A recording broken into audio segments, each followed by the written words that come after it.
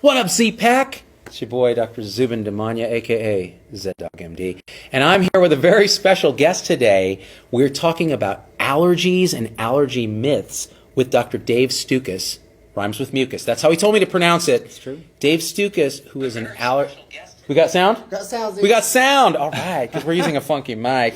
Dave Stukus is an allergist and an immunologist in practice in Columbus, Ohio at Nationwide Children's Hospital. He is an academic. He is also a Twitter-demic. So he has an account on Twitter at AllergyKidsDoc, where he busts myths in the allergy space, encourages science-based practice, and points to credible sources of information for both providers and patients. Dave Stukus, welcome to the show. Thank you so much. I'm so glad you're in Vegas for a conference, yeah? Yeah. There's a board review course for pediatricians that I teach at. Yeah. Oh no, I keep it lively. It's so boring. Trust me, they sit there for 8 hours a day. Yeah, and then I walk in. And you come in? Yeah. Do you juggle? Is there like a whole routine? No, it's more boredom. Oh, I feel you. But I throw some basic immunology at them, so I really appreciate it. Oh, that's good. That's good. Well, as an allergist in the pediatric space, but also more broadly applicable to adults, there's so much drama in the world. Oh my God, I have a case of the glutens, and anytime I look at gluten, I am unable to do work. So everything from that to my child has a life-threatening peanut allergy and could die if you look at a peanut wrong, to what's going on with vaccinations. There's so much you could talk about and do talk about. What is your, and we're going to take comments from you guys, so Z-Pack, write in your comments. Tom and Logan are screening them, and they're probably only going to read the most developmentally delayed ones. So make them as developmentally delayed as possible, and you'll get them read, and your allergy myths will be busted live by Dr. Dave Stukus. What is the biggest issue in allergy today that you think is affecting the public in terms of misperceptions? A basic misunderstanding of what an allergy actually is. Wait, what? Yeah, I know, right? So I get very specific when I use the terms because it has significant ramifications. If you have an allergy to something, your body will form an immune response and an allergy antibody. Therefore, every time you're exposed to it, you should have pretty immediate onset symptoms that are reproducible with every exposure. Yeah.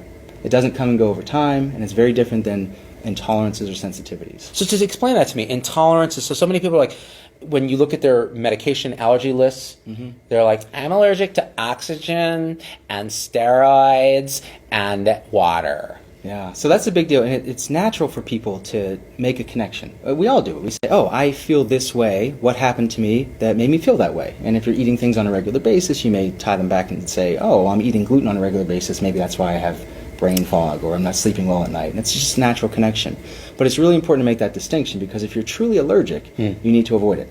Because each exposure could cause a more severe reaction or anaphylaxis, which can be life-threatening or cause death. Right, so further priming, more immune response, and disaster. As opposed to intolerance, which is you don't like it, it doesn't really do great things for you. How do you define that? Intolerance, for the most part, when it comes to something like a food, it's difficulty with digestion. So, for example, lactose intolerance would be a common one. Every time you eat something with lactose in it, you can't digest it. It goes through the gut undigested. It sucks water into the bowel. You get crampy, you get bloated, you get diarrhea, sometimes constipation. You don't feel good. I call it Wednesday around these parts, but, you call it what you will. But you can still eat it, and it won't kill you. Yeah. And then oftentimes that may actually come and go over time, depending upon what you're intolerant to. And then when it comes to medication, that's a whole other ballgame, because a lot of people will misattribute physicians as well, especially physicians will say, oh, you had hives 4 or 5 days after starting amoxicillin, therefore you must be allergic. Well, lo and behold, you're probably not, and you can receive it again. But if you avoid it unnecessarily, increased cost, unnecessary side effects. So let me ask you, by the way, can you guys hear Dave okay? Because he's very soft-spoken, and I'm loud and obnoxious. If you can't hear, let us know. Tom Hinueber says, I'm allergic to business casual. Tom Hinueber.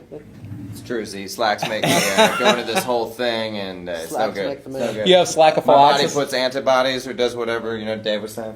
I can get you some Dockers and desensitize you towards that. You're going to desensitize them using Dockers. I love it. Just start slow and then work them up to Italian brands. Oh, yeah. I got a comment from Abby. She wants to know the difference between mast cell versus allergies. A lot of people ask it. Yeah, really? All right, so mast cells are some of the cells that are involved in an allergic reaction. Mast cells live in all of our tissues, everywhere throughout the body, and if you have an allergy to something, you form an IgE antibody. looks just like that. That's attached to the mast cells. When you are exposed to the allergen, you cross-link the IgE, open up the mast cells, spilling the contents. Histamine is a big one, causes itching, can cause swelling, difficulty breathing, vomiting, nausea, things like that. So mast cells are part of the allergic cascade, whereas basophils are more in the bloodstream. They're also involved as well. But what I think people are probably going to be getting at are something called mast cell disorders, Yes. or mast cell activation syndrome, which are actually quite rare, especially compared to a lot of the other things we're talking about. And that's where people just have really twitchy mast cells, or they may cause their mast cells to proliferate and have more symptoms on a regular basis, which may look like an allergy, but it's not technically due to anything they're allergic to. So there's a lot of confusion in that realm. Here's a question I wanted to follow up on the amoxicillin comment that you made. So my daughter got amoxicillin for an ear infection when she was 4 or 5. A couple weeks later, broke out during the course. Later, broke out into hives. They were hives. They actually were hives, and they lasted quite a while. Now, we assumed then maybe there's an amoxicillin allergy. We weren't sure. We asked the pediatrician. She said, it sounds like it's amoxicillin allergy. And we said, well, we're not sure. The next time she got a viral illness, a couple days into it, she broke out in hives. Every spring, she breaks out in hives. So the question is, what would you advise somebody like that who now, you don't want to exclude this class of antibiotics that can potentially be life-saving and the cost and everything you talked about. How would you approach that as an allergist? Yeah, so I think it's really important for anybody who has a suspected antibiotic allergy to meet with a board-certified allergist to clarify that. This guy, keeping himself in business. Yeah, there you go. No, so there's a few ways to tease it out, and our understanding of this has really grown rapidly over the last couple of years. So let's take your daughter, for example. Yeah. There were 2 big studies recently, took over 1,000 children with that exact same story. Without any prior testing, they gave all of those children amoxicillin again. Yeah. Guess what happened?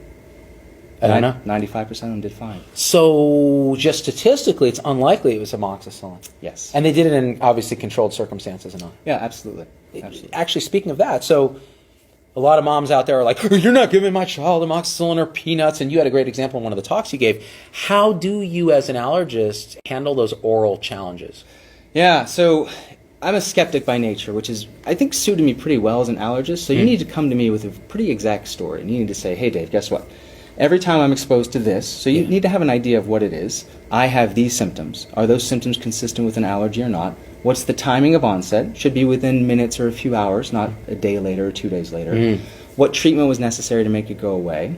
And what are you concerned about? So if you come in and say, you know what, Dave, every time I eat lemons, my left toe gets itchy, I believe you, I hear you, but lemons are a pretty unusual cause of allergy, and that symptoms don't really concern me. So I'm skeptical. Right. But when we piece the history together, we have 3 ways of testing. We have a skin prick test where we take a drop of allergen, we apply it to the skin on the back of the forearm, scratch the top layer, expose it to those mast cells we were just talking about. Within 15 minutes, if you get a big hive that says, oh, you're sensitized, maybe allergic, still not diagnostic, it's not like a pregnancy test. Got it. You can measure levels of IgE in the bloodstream, and that can give you an indication of allergy may be present as well, based upon the history. And then lastly, whenever the history is indeterminate or our testing doesn't really tell us for sure, that's when an oral challenge comes into play. So this is the best thing that I do as an allergist, and this is something that I can actually remove an allergy from somebody's list and put it back in their diet if they tolerate that. Because again, if you're allergic, I didn't mean to cut you off. No. If you're allergic, you'll have symptoms every time you're exposed to it, and then so if we give it to you in a controlled setting, under my supervision, and you tolerate it, you're not allergic. So are you frustrated by the number of perceived allergies in the world as opposed to what actually pans out to be true allergies, or do you see it as an opportunity to actually help people sort that out? Yeah, it's the sole reason that I'm here. That's the reason that I joined social media in the first place. There's been earlier studies that showed 1 in 3 people will report having a food allergy, but when you actually do the testing and you take their history and do a challenge, only about 5 to 8% of them actually do. Got it. So it really is much less than what we think. Absolutely. So Tom, by the way, people are commenting on this little guy. He's special to me. He's Dr. Pumoji, Dr. Krapindra Pumoji. He is, like my father and like my mother, a international medical graduate somewhere in Mumbai. And he is the bomb, the shiznit, if you will. So now that that's out of the way, we're going to go to a quick break, and we'll be right back in 15 seconds. Come back with your questions. We're going to screen through a few, and we'll be right back. This guy right here, people, okay? He just got paid. Anyway, so, Dave, let's take some comments, and then we'll get into the meat of this, because it's really amazing to have an allergist. Again, we're with Dr. Dave Stukus, pediatric allergist, and incredible resource. He's on Twitter as @AllergyKidsDoc. Perfect. And he is debunking myths and spreading the love. My favorite thing is I saw you did a talk where you were talking about social media and things like that. Discovery X talk that's on YouTube if you search Dave Stukus. And you talked about Dr. Oz. You gave examples of how celebrities are misdefining and abusing the platform to spread misinformation. And you actually said Dr. Oz is using his powers and platform for evil. And the audience was kind of like, and I was kind of like, yes, that's what we've been saying. Dave Stukus, come on our show. Comments, you guys? There's a lot of people saying they're allergic to other people's bullish. Yeah, a lot of people allergic to bull-ish. What do you think about that? Is that just an intolerance or an allergy? Oh boy, it's tough to say. I think you'd probably have to do some pretty rigorous testing to figure that out. What do you what do you got there? Hi, I got a comment. Joy wants to know, can allergies to a certain thing progress over time? Meaning, can it go from hives to anaphylaxis with continued exposure over time? Great question. Yeah, that is a great question. So yes, they can. That's why it's really important to tease out who actually does and does not have a true allergy. Because if you're allergic to a food, then you really need to strictly avoid that food in all forms because reactions can progress over time. Ooh, great one from Anne. How do you, Dr. Dave, respond to, but my kid is allergic to vaccines? Oh.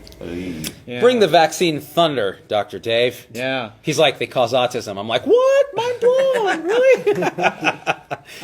Let's just say true allergic reactions to vaccines are exceptionally rare. The most common example people comes to mind would be egg allergy and the influenza vaccine. For years, we used to say avoid the influenza vaccine if you have egg allergy because it's grown using chicks' embryos.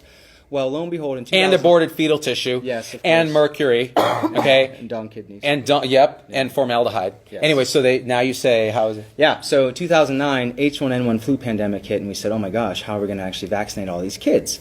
Since then, there's been over 45 published clinical trials, so evidence matters, that have all shown the same thing. If you take the flu vaccine and administer it to somebody who has egg allergy, regardless of how severe it was, they're fine.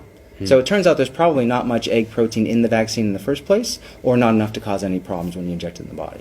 Get your vax on, people. Oh my God, I'm allergic to needles, so I can't. I skankaphylax, and I get this skanky bruise. And Gross. Jeremy wants to know thoughts on introducing allergens in small amounts to overcome them.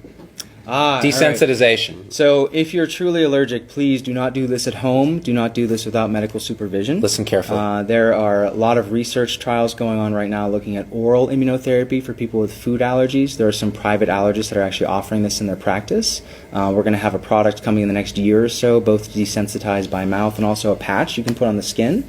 But this absolutely has to be done under medical supervision.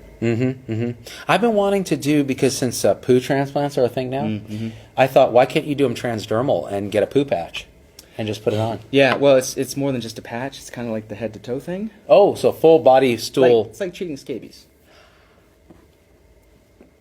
That's gross. Got a question from Michelle. Really more of an observation.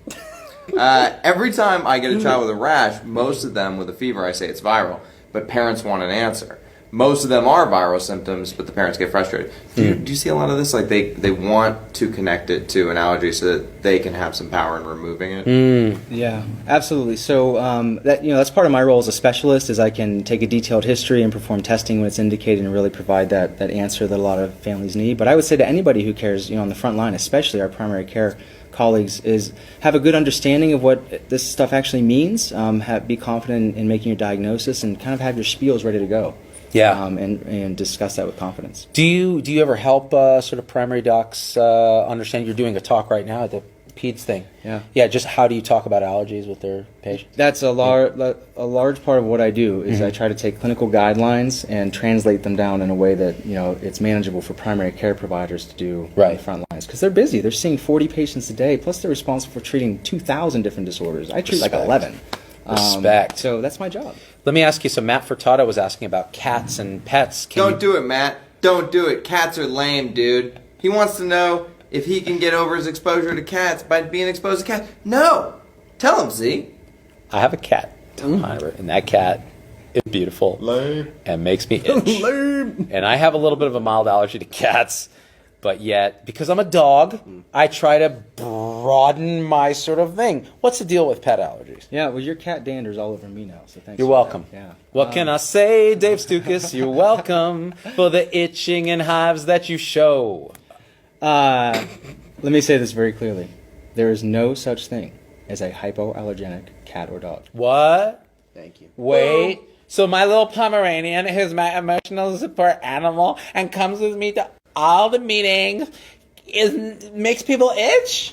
Yeah, so the dander that causes allergy comes from saliva, sweat glands, and urine. And dander gets released into the air from all cats and dogs. Now, some may be more allergenic compared to others, and there's a lot of people with dog allergy, especially that can be around certain breeds but not others, but we can't test for that. Right. The only way to tell is burying your face in it and seeing what happens. So can you desensitize to pet allergies, or is that not possible? Oh, absolutely. can? There's a couple different ways. So one is through immunotherapy, which has been around for 100 years. We basically take what you're allergic to, we dilute it down, we inject it back into the body. These are allergy shots. Wait a minute. Vaccines. I smell homeopathy here. You're diluting stuff to make it stronger. It just proves that we're right and you're wrong, science. We dilute it so we don't kill them with the injections. Why you have to go there? So you dilute it and you inject it? Yep, and we build it up, and then we reach an evidence-based, standardized dose. Got it. That they achieve their maintenance phase, and then they receive their shots for 3 to 5 years, sometimes longer, and that can desensitize and improve their symptoms. Got it. There's a really cool phenomenon called the Thanksgiving effect. So for people with cat or dog allergy, they grow up in a house with these pets, and they're fine. Yeah. They go off to college, they come back over Thanksgiving, and they're miserable. Yeah. So they're naturally sort of desensitizing themselves by living around these animals all the time. Interesting. That's the Thanksgiving effect. I hadn't heard that. Now, so these allergy shots over years, it isn't some scam by the allergy industrial complex to make money, because you guys have to keep having them come back, kind of like chiropractors for chronic pain. Yeah, so there are people who will take advantage, and they will recommend lifelong therapy, but I will say that that's rarely, if ever, necessary. Good to know. Yeah. Good to know. So you're good. You're got this thing called integrity. Yeah. Is that what it is? Well, What's the pronunciation on that? Integrity? You shut up, Tom Hinueber. The only thing I'm allergic to? Racism. Anyway. Leah Brown wants to know, she says, my daughter's younger and her lips swell and she gets a fuzzy feeling with most fruits and vegetables. She takes a Benadryl every time she wants to eat avocados. But should she just avoid them? Listen, she can't avoid them. I'm a doctor, and you can't live a life without guacamole. People, no, I'm going to let Dr. David. By the way, I take Benadryl whenever I'm exposed to David Avocado Wolf. So it's the same thing.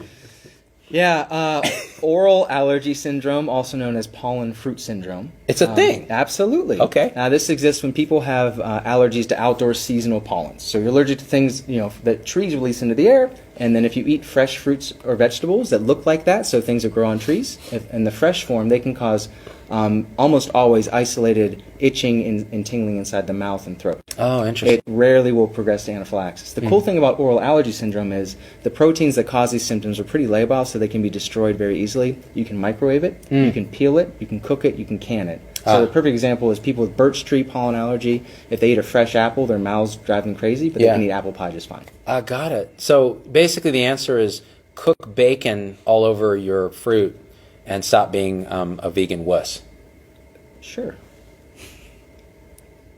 Don't do that. We love our vegan colleagues. I just like to talk smack. Related to that, what was I was going to ask something about that, Dr. Dave. You know what? Let's go to a quick break, and we'll be back in a second with more Dr. Dave. Bring your crazy allergy questions and your glutens, and we'll be back. Don't be talking about nonsense, allergies and poopy bottoms and pollen heads and desensitizations because the glutens. We're back. Gina Dr. says, Dave Stukus, allergist. My dad is allergic to my cat only when he pets her and eats turkey in the same day, or so he says. Not sure if that's a thing. That's the true Thanksgiving effect. Yeah. This is a perfect example of what we deal with all the time. Would be biases. Oh. Confirmational bias. Confirmation especially. bias. Yeah. So you hate the animal and you hate turkey and what's the confirmation bias here? I'm not. Does it matter? Does it matter, Mr. Pooj Krapinda Pumoji? I'm allergic to vegans, says Elizabeth Crutchley. Yeah. How do you know someone's vegan? They tell you repeatedly. Yes. What about the Asian glow? Is that an allergy? I think you're talking. So I can tell you this, being married to an Asian, It is a lack of alcohol dehydrogenase. So you develop this flushing on the skin with alcohol, and it is not an allergy. It is a metabolic deficiency that leads to a byproduct that then causes the thingamajigger. Am I wrong? No. I made it up. It feels right, though. Yeah. Yeah. Awesome. Everybody wants to know the deals with the drug seekers. Can you be allergic to Benadryl? Not if it's pushed with Dilaudid rapidly. Then I'm not allergic to it. So, Yes. if you look through the published literature in regards to Benadryl allergy, red dye allergy, things along those lines, artificial dye allergy, I should say. Right. Because you can't be allergic to natural dyes. Right. There's not much there, if anything. Perform the same search on Google, guess what? Millions of hits. So it would be extremely unlikely for anybody to have a true allergy to the chemicals inside Benadryl or diphenhydramine. Same thing with artificial dyes and things along those lines. And actually, to follow up on that, you have two worlds that you can search in. You can search in the medical science world in PubMed and doing actual, Medline, true, I just dated myself with Medline, true literature searches. Or you can go Dr. Google, and depending on your search history, go down a Google hole that will confirm any biases you already have. This is the role of, I think, social media and doctors. We need to embrace social media so we can guide that other Google hole back into reality. Because we actually do go into the science world, and we see, and there's anecdote is one thing, it can lead to science, but most often it doesn't. Most often it leads to insanity. And so curating all that has been part of what you've been trying to do on Twitter. Absolutely. Yeah. Yeah, so I spend a lot of time going into the nether regions to see what the internet says about things that I deal with. Dear And Lord. It's a scary place. It's dark. I mean, there have been times when I've read things saying, I wonder if that's actually true. I've done the same thing. Like, wait, so could it actually be that, eating bee-based honey can ameliorate allergies? And there's a plenty of Google hole where that's the case. Oh my gosh, it must be true. But then the data... Yeah, the data either are not there or they contradict that. Right. And it's really easy when you kind of see a pattern develop, right? Of people will take a pseudoscientific angle on things and they'll use some big fancy sounding words. And in my world, there's a lot of that going on. Immune boosting. Oh, right. Antioxidant and things along those lines. Toxin. Yeah, Quantum. toxins. Quantum toxins. And there are people who are doing this for profit most of the time. And what happens is you take let's say chronic complaints. Do you have fatigue? Do you ever have a hard time urinating when you wake up in the morning? Do you have brain fog? Do you have a hard time remembering that word? If so, take this quiz. Guess what? The quiz will tell you that you probably have a food intolerance. Let's figure that out by ordering this handy-dandy test that I can sell to you and test for all of that. By the way, there's no test for food intolerances.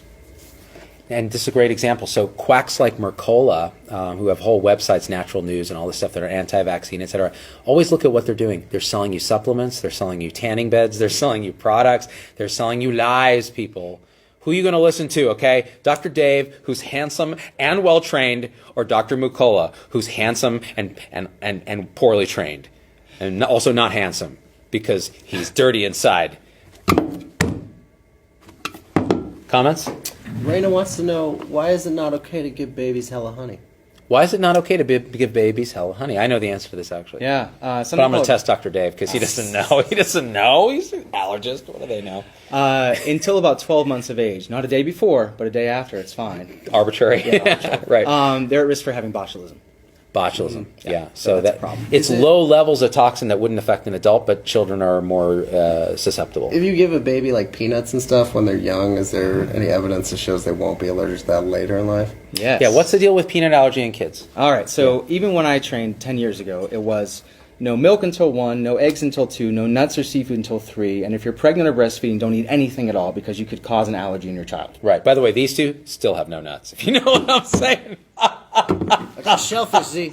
Speaking of which, let's talk about semen allergies. Okay, that's next. We'll get so there. back to peanuts.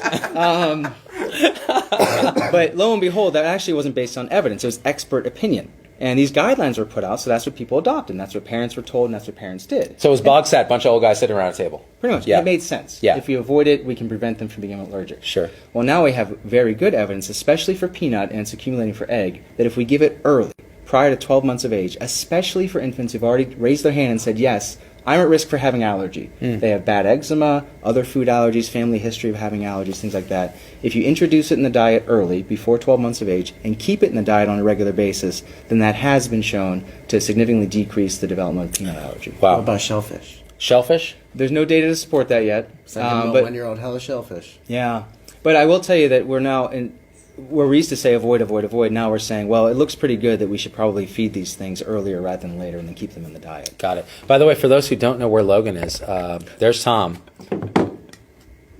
That's Logan. Isn't he adorable? By the way, And where's Tom? a weird one about shellfish is people that eat shellfish are also allergic to some types of bugs. Isn't that true? That's weird. Is that true? It is true. Wow. Yeah, like you can't eat like a cockroach. Quick question just popped in my head because of that. The tick-borne saliva response that then triggers a red meat allergy. Have you guys heard about this Z-Pack? So there's a particular tick. I don't know the name of it. Lone Star tick. The Lone Star tick, Mr. Where'd you learn that? Back at the Institute? Nerd. He does it for a living. He's an allergist. We're here with Dr. Dave Stukus, pediatric allergist. The Lone Star tick, the bite of it, how does this work? Yeah, so the bite of it, it's typically been in the southern states, but it's starting to creep further northward due to climate change. So for some people who are bitten by the Lone Star tick, they can form an allergy antibody against a sugar, galactose alpha-1 galactose. Yeah. And then Sounds like Boutros Ghali. Yeah, pretty much. And then, which is a sugar that's also present in red meat or mammalian meat. So if you become sensitized after being bitten by the tick, this is a really cool thing. Not for those people, but it's interesting. You can have delayed anaphylaxis, meaning you'll eat a steak and not within minutes, but 3 to 6 hours later, hives, difficulty breathing, difficulty swallowing, vomiting. Oh, wow. Yeah. That's really neat and not cool. No, not for those Wow. people. Okay. Tommy Hinueber, you were about to say something? I think it's a plot by Big Cow. Anyway, Big cow. an anesthesiologist told me 25 years ago that any patient with more than 3 allergies equals crazy. What say you, Dr. Dave? The longer the list grows, it's less likely that they are truly allergic to each specific thing they're listing. Science. But, to some extent, we're confusing intolerance, we're confusing I just don't like. Yeah, Yeah. and then the other thing is people may list that if they're truly allergic to penicillin, then they're also allergic to amoxicillin, Right. and things like that. So that's where the list may grow. Or if you're allergic to tree nuts, oftentimes you may be allergic to other tree nuts as well. So then Right. you say, I have 3 food allergies as opposed to 1. Right. Is a peanut considered a tree nut? Because it's actually a legume. It is a legume. So no, it's very different than tree nuts, and there are people all over the place that are allergic to peanuts, but they can eat tree nuts just fine. People, it's not easy being so smart as me. It's really not. It's a curse and a blessing. Okay, back at the Institute where I learned. Now, so we're going to go a quick break, and we're going to be back taking your comments. These are great questions. Keep them coming. We'll be back in 1 second.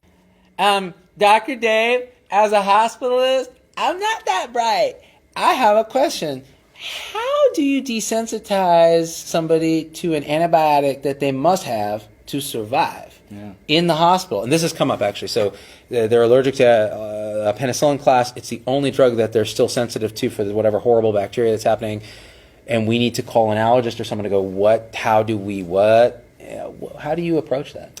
Yeah, so it starts with the history, a very detailed history, because as we talked about before, the vast majority of people, it's my favorite stat in all of allergy, 10% of people state that they have a penicillin allergy, 90% of those same people are not allergic. Oh, so there you go. So first you got to start with the history. Because otherwise you're potentially endangering your life with a mistaken piece of information. Yeah, Right. so you figure that out, and then if the history is consistent, you say, I got penicillin at what time, I had anaphylaxis, okay. Well, it's not safe to give it to you again unless we desensitize you. And a desensitization is the same thing we do with immunotherapy or allergy shots. We take what you're allergic to, we dilute it down very, very small, and then we inject it back in regular intervals. So for a penicillin desensitization, we do it in a very supervised setting like in the ICU. We dilute it down sometimes a millionfold, and we basically double the dose every 15 minutes or so. So you go full homeopathy and then bring it back up to something actually therapeutic. Yes. And how quickly can you do that? Oh, within hours. Really? Yeah, and the cool thing with the desensitization is, one, we can probably desensitize just about anybody to anything, depending upon how we approach it. Can you desensitize Logan to Democrats? It's a very Possible, Z. It's an extensive protocol. It can't be done. But if you're allergic and then you get desensitized, your risk for having a reaction is pretty much not non-existent, but much, very low, as long as you continue to receive that on a regular basis. Right. Once you stop receiving it for even 24 hours, you then may have the allergy come back again. So it's not a cure. Right. Which is it's a really temporary important bridge. That's fascinating. And again, for those of us in the inpatient space, it's very, very useful because it does come up in infectious disease. It's like, well, we really want to give them this, but they're allergic to it. Well, it's not a end all. You can actually do this. And do you usually need an allergist to help you with that, or can infectious diseases do that? Yeah, a lot of institutions, they don't use allergists. One, because they may not be available. Yeah, you guys are never around. Yeah, Don't take call. Work like 3 hours a day. Exactly. God bless you. But no, anybody can do it. And pharmacists are our best friend. Yeah, yes, because they they're are. really comfortable. They have to perform the dilutions and then send everything up, and then there's established protocols for all this stuff. Yeah, exactly right. Our pharmacists used to do it at Stanford. I love it when you do that. It's like the pharmacists aren't dead, Z. They're not up there. They're still with us. Some of them would like to be dead, working at a retail mill and being devalued and not treated like members of the team and not allowed to practice at the top of their license. But we can change that, Z-Pack. That's called Health 3.0. Questions, comments, guys? Mary says, my favorite is when a patient's chart lists cheap jewelry as an allergy. I was just Me gonna too, say lady. that. My Me wife too. says that. Your wife says that? So what's the deal You know with the what's weird? jewelry? My wife says expensive jewelry. Gold and silver. You have She the doesn't best wife ever, What the man. hell, man? So I buy her surgical steel earrings. I hate She you so can wear much. those fine. Interesting. So, What's the deal with that? Yeah, Metal allergies. Yeah, nickel allergy. Nickel. Affects about 15% of the population. That's so huge. a lot of the inexpensive pieces of jewelry will be coated in nickel, which can cause a contact dermatitis. It's not the same thing as anaphylaxis. Got it. Now, I'm allergic to Nickelback. Look at my photograph. Every time I do it makes me laugh. What the hell is he doing here? And what the heck is that on Joey's head? All right. So we talked about nickel. The glutens. What's the deal with the glutens? Because, oh my God, I feel like I have to be gluten-free because everybody's gluten-free. And when they're gluten-free, you're free. You're liberated, right? What's the deal? Yeah. There's celiac and there's not celiac. This is the perfect example of taking some credible information and then applying it to things that it doesn't apply to. So when it comes to gluten, you can have celiac disease, which affects about 1% of the population. While you eat gluten, the body will form an antibody against itself, and it can attack pretty much all the tissues. So you can have gastrointestinal symptoms, you can have memory problems, skin rashes, things like that. Once you remove gluten, the body will heal itself, and then you no longer have any problems. But that's only about 1% of people. Then you can have 1% of all people or 1% of Caucasians? oh, that's a good question. Good question. Yeah, I don't know. Yeah. Oh, I'm stumped. I stumped the Stukus. You want to make something up? Yeah. In people of Caucasian descent, it's roughly 1.5%, but with Asian populations, it's 0.75. I made it up. I believe it. I'm an anchor around that. It's on the internet. It must be true. That's right. Wheat allergy is number 2. So you form an allergy antibody, and then whenever you eat wheat, which contains gluten, you would have immediate onset and reproducible symptoms: hives, difficulty breathing, difficulty swallowing, anaphylaxis. This is one of the 8 more common causes of food allergy. So along with cow's milk, you have wheat, soy, egg, peanuts, tree nuts, fish, and shellfish. So that accounts for about 90% of all food allergies. So those are those 2 big classes: celiac disease and wheat allergy. And then you can have a gluten intolerance, so a non-celiac gluten sensitivity. So explain that to me, because that's where I'm always a little gray, and I think people tend to conflate that with a lot of more serious stuff. Explain that. Yeah, so that is basically difficulty digesting gluten. So if you're eating gluten on a regular basis, you should have gastrointestinal symptoms, bloating, diarrhea, constipation, things like that. Right. Here's the hard part. There's no diagnostic test for that. Got it. So with celiac disease, you can do a biopsy of the small intestines, and you can see blunting of the villi. You can do some blood tests. Yep. With wheat allergy, we have our allergy tests or oral food Science. challenges. Yeah. For the non-celiac gluten sensitivity, should be mostly gastrointestinal symptoms. The only way to figure it out is to do your own challenge. So I'm having these symptoms. Take gluten completely out of your diet for 2 to 4 weeks. Try to objectively measure whether symptoms are improved. And then here's the key. Put it back in your diet again. See if it comes back. See if it comes back. Yeah. Because some recent studies have shown that a lot of people are misdiagnosing themselves, and it doesn't come back. Right. It's a when they nice get back in. placebo to get rid of a whole class, because it forces a certain eating discipline. It forces an ability to look at what you're eating and pay more attention. And so as a result, you may have a placebo effect. Then you put the gluten back and they don't do bad. And So- think about where gluten is found. It's in, processed foods lot and of crap. carbohydrates. So you're eating a lot of breads and pastas and, Yep. a lot of desserts and things like that. So I think most people would feel better if you limit yourself. Cut the sugar intake. Yeah, pretty much. Yeah. So that's where we see a lot of that going on. But then people are self-diagnosing. I'm sorry. No, please. It's just Thomas creeping in it. Oh, yeah. It's He's so ready. creepy. He looks like the Unabomber, Well- like before he hit. He wanted me to talk about his semen allergy, and I skipped over that. Let's yeah, talk why about we never semen. talk about semen? Let's talk about that. There, we'll He's get there. Tom. Every girl Tom has ever dated has claimed a semen allergy. Every girl I ever dated, I told them I had a latex allergy. You know what I'm saying? yeah, unsafe sex. So, what's the deal, Dr. Dave, with semen allergy? Okay, so we're going to go there. We are. So there are... Boldly, where no man has gone before. Case reports, so we're talking very few people, that actually can develop an allergy to the proteins that are present inside seminal fluid. And they're- Small amounts, small numbers. Yeah, small numbers of people. But, it can be pretty horrific because imagine, such a pleasurable experience as intercourse being interrupted by anaphylaxis. That's not good. No, that's a kind of coitus interruptus that is not cool. Yeah. As opposed to the kind that we all practice because we're dumb. Don't do that. Pull and pray is dangerous. But it can be effective when done correctly. Not for STDs, though. Where were we? We were talking about semen allergies.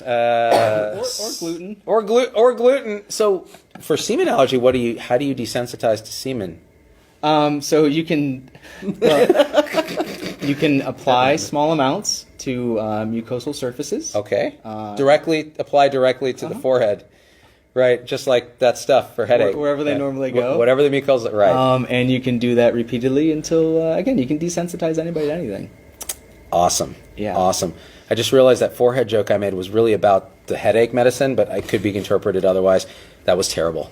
And I blame Logan, I blame Tom, and I blame Krapindra Pumoji, the world's first Pumoji gastroenterologist.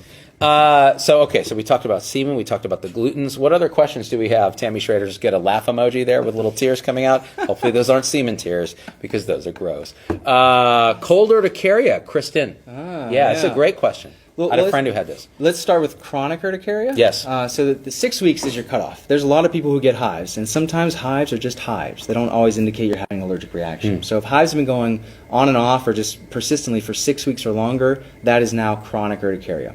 99.9% of those cases are not due to anything that anybody's allergic to.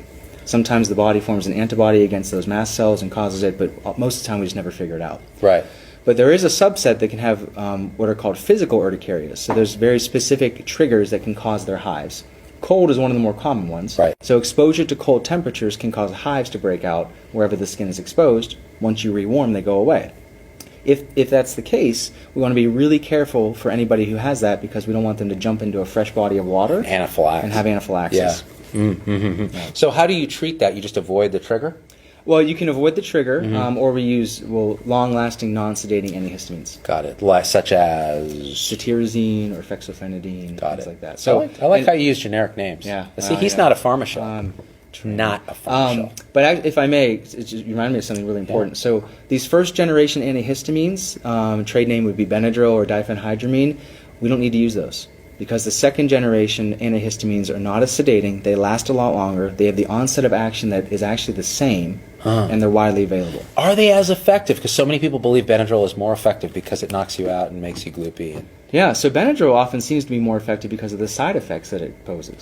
So especially if you use it to treat a cold or an upper respiratory infection. Yeah, you dry out the mucus membrane. Yeah, you dry it out. It's not a histamine-mediated disease, but you're drying it out. But then you have drowsiness and sedation. It's been linked with having altered cognition and potentially being linked with Alzheimer's. Oh, really? Yeah. What? Linked with Alzheimer's? Yeah. Wow. So just an association rather than known causation. Yes. Yeah. Absolutely. Okay, just to be clear. Yes. Wow, that's interesting. Yeah. So as much as possible, that's my other crusade. Is I try to not use the first generation just because we have so many more suitable. Atarax as well. Another first generation. Yeah. Yep. Fascinating because I can't tell you how many times we use those drugs in the hospital in our elderly population. Yeah. They're going to go cuckoo as it is. Oh, absolutely. Yeah. Wow. Other comments, guys? Tom? Closing on 40 minutes. All right. We want to respect Dr. Dave's time because he's got to go back to the strips for, it's Vegas. He's also teaching. Dr. Dave, any parting words for people who are concerned about allergies or want to learn more or want to understand better how to take care of these issues for themselves, should they go talk to their allergist? Is that their response? Yeah, it dawned on me a while ago with some comments I get on social media, and I think this is the perfect way of take the information that you find online. Think about it. Think about the source. Is it credible? Who's actually giving you the information? Are they trying to sell you something? Take that information and then go to your personal doctor and ask them, does this apply to my health care? So there's a lot of self-diagnosis going on. There's a lot of misunderstanding going on. Yeah. And I think we need to move away from that. So the internet can be a very valuable resource, but just be careful what you read and then take that information back to credible medical professionals who know your medical history and can help you determine whether that applies to you. That's awesome advice. And Dr. Dave is walking the walk. Dave Stukus out of Columbus, Ohio, Nationwide Children's Hospital. He is an academic physician there in allergy and immunology, specializing in pediatrics, and also is at Allergy Kids Doc on Twitter. We'll put that link in. He's one of the early pioneers in social media and medicine, and is a true hero. Dr. Dave, thank you, my brother. Have fun in Vegas. Come back anytime on our show because we learned a lot. I learned a lot. And Tom's Semen Allergy, hopefully there's hope for it because... The only thing I'm allergic to? Bullets. It's my one weakness. Bullets are your kryptonite? Yeah. Also knives. Poison. Nuclear warheads. Cyanide, sarin gas. What else? Too much sun. Yeah. That's right. Yeah. Natural causes. Allergic to a lot of stuff. Love you, Z-Pack. Hey, do us a favor. Follow the show. Tune in every day. Hit like and share. And we'll get folks like Dr. Dave on the show who can enlighten us while entertaining us. And we are...